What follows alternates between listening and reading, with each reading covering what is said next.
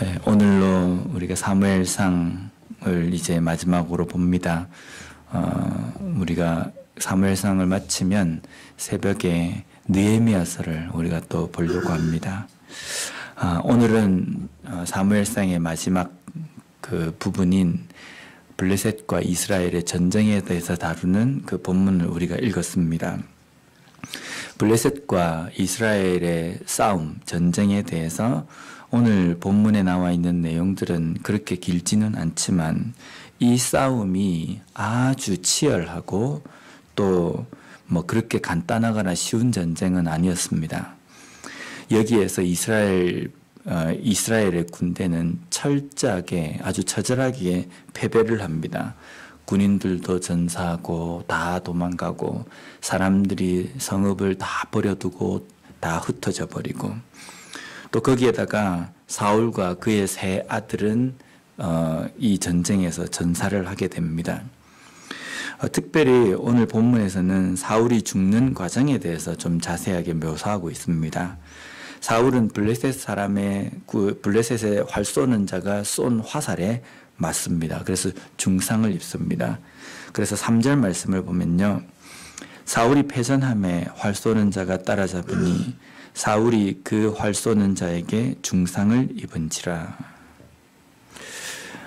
우리가 이렇게 생각할 수 있습니다. 하나님께서 사울이 이번 이 블레셋 전쟁에서 너가 죽을 것이다 라고 하나님께서 말씀하셨지만 이 전쟁에 수많은 군대들 사이에서 있기 때문에 지금 이 전쟁을 상상을 좀 해보면 우리가 영화를 보거나 이러면 상상을 해보면 군인들은 왔다 갔다 하고 흙먼지는 일고 있고 거기에서 누가 누군지 알지도 못할 정도로 아주 혼잡한 그런 상황 가운데에서 왕이라고 한다면 주변에 그 왕을 호위하는 군대들이 또 있습니다.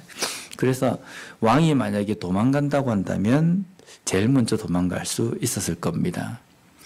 그런데 거기에서 블레셋에 활 쏘는 자가 활을 쏘았는데 사울에게 명중을 합니다. 그래서 그 자리에서 사울이 죽게 되는데요.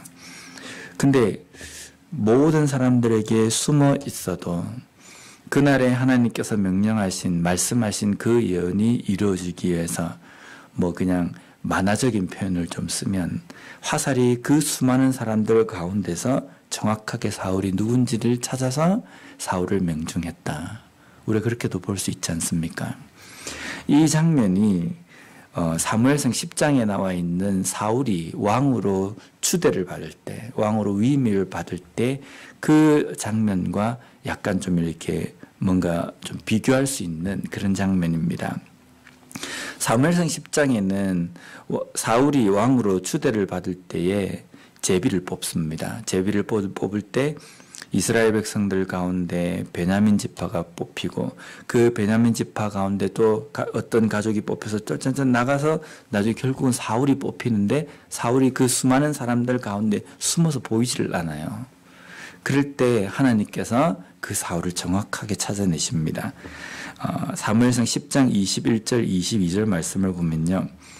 베냐민 지파를 그들이 가족별로 가까이 오게 하였더니 마드리의 가족이 뽑혔고 그 중에서 기스의 아들 사울이 뽑혔으나 그를 찾아도 찾지 못한지라.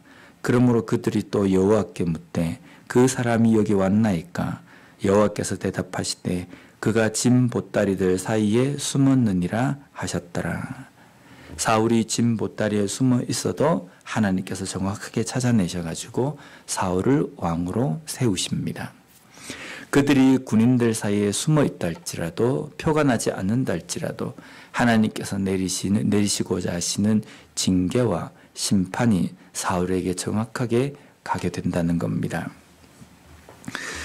우리가 시편 139편 1절에서 13절 말씀을 보면 오늘 사울의 이 당한 이 일에 대한 정확한 말씀이 나와 있습니다. 좀 길지만 제가 한번 읽어보겠습니다. 여호와여 주께서 나를 살펴보셨으므로 나를 아시나이다.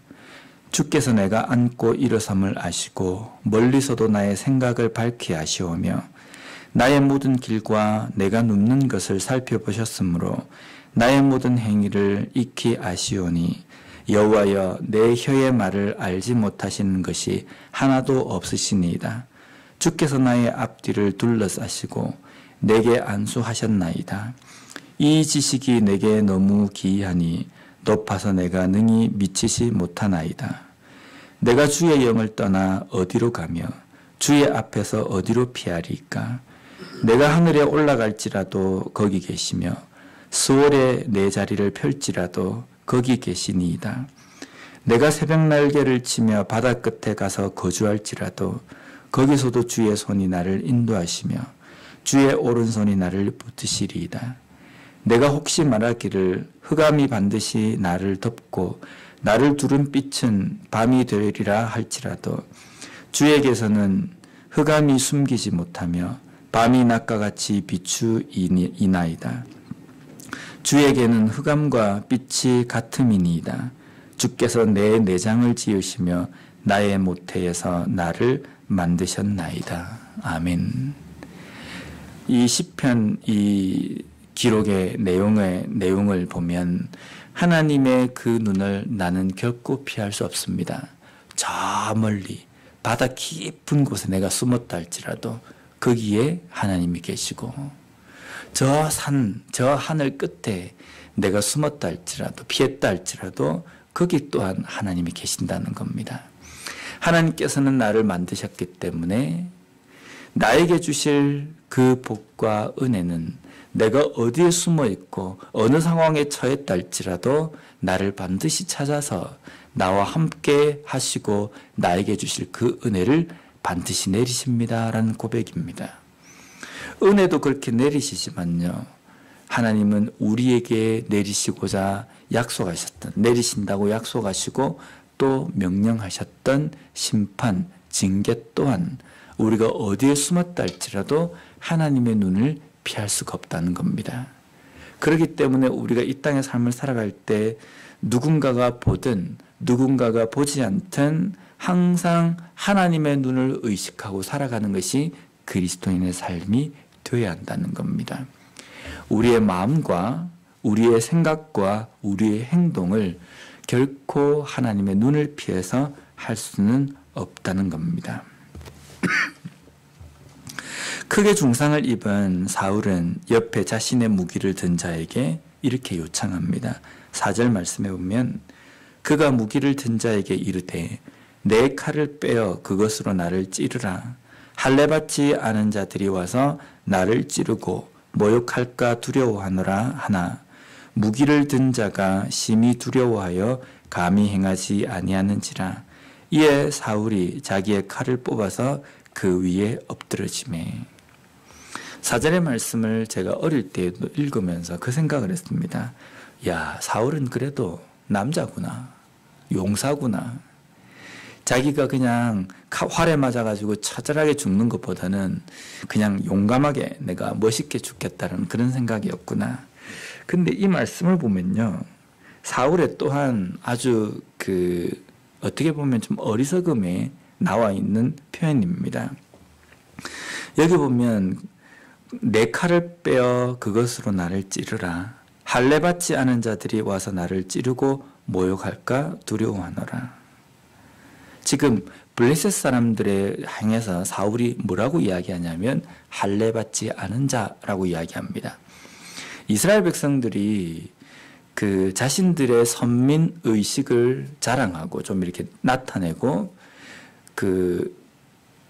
타 이방인들을 아주 낮춰서 부를 때에 할례받지 않은 자라는 표현을 씁니다. 우리는 하나님의 선택된 백성이고 너희들은 하나님의 선택을 받지 못한 백성이다 라는 이 표현입니다. 그런데 지금 사울이 블레셋 사람들을 향해서 저 할례받지 않은 자들이 나를 죽일까 두려워한다 라고 이야기할 때 이 말은 어떤 뜻이냐면 내가 블레셋 사람들의 손에는 죽기 싫다는 겁니다. 그리고 또한 여기에 담겨있는 표현은 뭐냐면요. 아직까지 자신을 하나님의 택한 백성으로 생각하고 있다는 겁니다. 그런데 우리가 이 사무엘상을 쭉 보면서 사울이 어떠한 잘못을 하고 어떠한 악을 행했는지 우리가 잘 알고 또 거기에 대해서 하나님께서 사울에게 어떤 징계를 내리셨는지도 우리가 잘 압니다. 이미 하나님께서 사울을 버리셨고 또 하나님의 영이 사울로부터 떠나버립니다. 결국은 뭐냐면요. 우리가 사무엘상의 말씀만을 우리가 읽었을 때에 이미 사울은 하나님께서 버린 사람이라는 겁니다. 하나님께서 사울을 버리셨기 때문에 사울은 더 이상 나는 할례받은 백성으로서 선민이다라고 자랑할 것이 못 된다는 겁니다. 오히려 어쩌면 사울의 이 행동, 사울의 지금 현실의 이 모습은 자신이 할례받지 않은 블레셋 사람들과 똑같은 행보를 걷고 있는 그런 상태라는 겁니다. 그런데 사울이 블레셋 사람들을 향해서 할례받지 않은 자들, 내가 저들의 손에 죽기 싫다라고 이야기하는 것은 아직까지 자신이 하나님의 백성, 선민으로 착각하고 있다는 겁니다. 로마서 8장 28절과 29절 말씀에 보면 이런 말씀이 있습니다. 무릇 표면적 유대인이 유대인이 아니요 표면적 육신의 할례가 할례가 아니니라. 오직 이면적 유대인이 유대인이며 할례는 마음에 할지니 영에 있고 율법 조문에 있지 아니한 것이라. 그 칭찬이 사람에게서가 아니요 다만 하나님에게서니라. 아멘. 로마서 말씀에 나와 있는 이 내용은 이스라엘 백성들이 착각하고 있는 내용들을 이야기하는 겁니다. 하나님께서 이스라엘 백성들에게 할례를 명하신 것은 너희들이 그 할례를 하면 어떤 행동을 하고 어떻게 산다 할지라도 내가 그것을 보장해 주겠다라는 뜻이 아닙니다. 할례를 그들의 몸에 남기라고 한 것은 하나님의 말씀, 하나님의 언약을 항상 기억하고 그 언약대로 내가 살겠습니다라고 다짐이 너희들의 육신에 담겨 있다는 것을 깨달으라는 겁니다. 하나님의 언약은 불변하지 않지 않습니까? 하나님의 언약은 한 번 선포되어진 것은 결코 주워 담지 않고 반드시 이루십니다. 그 이루시는 그 언약임을 육신의 당시 이스라엘 백성들의 육신의 그 표식을 남겨가지고 하나님께서 이렇게 약속하셨기 때문에 하나님의 약속은 반드시 이루어진다. 내가 하나님의 백성으로 이 말씀을 지키며 살아가겠다라고 내가 다짐한 사람이다. 이것을 깨달으라는 거거든요. 근데 이스라엘 백성들이 잘못한 것은 이 할례가 마치 어떤 면죄부나 아니면 절대로 변하지 않는 자기 자신의 어떤 우월감, 그런 것으로 생각했다는 겁니다. 그런데 사도 바울이 로마서 말씀에 할례는 육신에 하는 할례가 아니라 우리의 마음에 해야 된다는 겁니다. 마음에 하라는 것은 어떤 겁니까? 마음이 오직 하나님의 말씀에 있고 하나님의 말씀을 내 마음 가운데 새김으로 말미암아 말씀대로 살아가는 사람이 온전한 유대인이고 말씀대로 살아가는 사람이 온전히 할례를 받은 선택된 백성이다라는 말씀이라는 겁니다. 사울은 그것을 잊고 자신의 몸에 할례가 있기 때문에 나는 여전히 하나님의 선택을 받은 선택된 백성이다. 그런데 그의 삶은 결코 하나님의 말씀과 함께하지 않았습니다. 하나님의 제사도 무시하고 하나님의 능력도 우습게 알고 하나님의 명령에 대해서도 그렇게 생각하지 않고 또 오히려 신접한 자를 찾아가가지고 자신의 미래를 묻기도 하고 하나님의 기름 부음 받은 다윗을 자기의 손으로 죽이려고 몇 번이나 시도하기도 하고 여러 악을 행했습니다. 그렇기 때문에 더 이상 하나님은 사울의 하나님이 아니셨다는 겁니다. 오늘 우리의 삶에서도 나는 하나님의 백성이다 라고 우리가 표현할 때 내가 하나님의 백성인 이유는 내가 교회를 다니기 때문도 아니고 주일날 예배를 드리러 교회를 오기 때문이 아닙니다. 우리가 하나님의 백성인 이유는 우리의 마음 가운데 하나님의 약속을 붙들고 살기 때문입니다.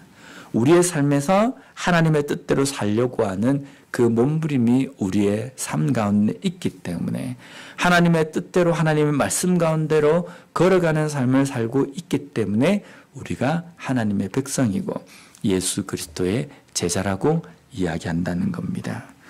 우리가 사무엘상을 쭉 보면서 다윗의 삶도 보고 또 사울의 삶도 보았습니다. 둘 중의 삶 가운데 똑같이 실수하고 똑같이 잘못을 범한 경우도 있습니다. 그러나 사울과 다윗이 다른 이유는 사울은 실수를 범하고 잘못을 범했을 때 하나님의 말씀으로 그 깨달음을 주었을 때 돌이키지 않았습니다. 그러나 다윗은 자신의 잘못과 실수 가운데에서 항상 하나님을 바라보고 그 가운데 하나님께서 말씀하시는 그대로 돌이키고 순종하는 모습이 있었기에 다윗이 위대한 믿음의 사람이라는 겁니다. 우리의 삶 속에서도 우리가 분명히 실수할 수 있습니다. 인간이기 때문에 연약하기 때문에 잘못을 범할 수도 있습니다. 그러나 그 잘못에 집중하기보다는 그 잘못 이후에 내가 어떻게 돌이키고 어떤 길로 내가 가야 하는지를 항상 하나님께 물음으로 말미암아 육신의 할례를 받은 유대인으로 삶을 살아가는 것이 아니라 마음의 할례 받은 온전한 그리스도인으로서 이 땅의 삶을 살아가는 우리가 되었으면 좋겠습니다. 기도하겠습니다.